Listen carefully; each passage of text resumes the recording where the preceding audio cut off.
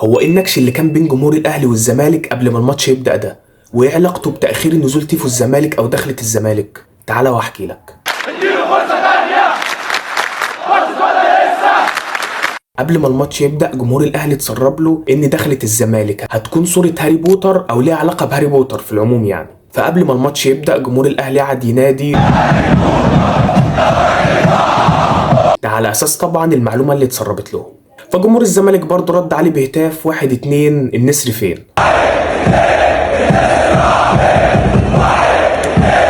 لان برضه جمهور الزمالك اتسربت له الدخله بتاعت الاهلي. الاهلي رفع الدخله وطلعت نسر فعلا، فجمهور الاهلي وهو رافع النسر بيطالب جمهور الزمالك بانه يرفع الدخله بتاعته، لحد ما جمهور الزمالك رفع الدخله بتاعته وطلعت دخله تانية خالص غير الدخله اللي اتسربت لجمهور الاهلي.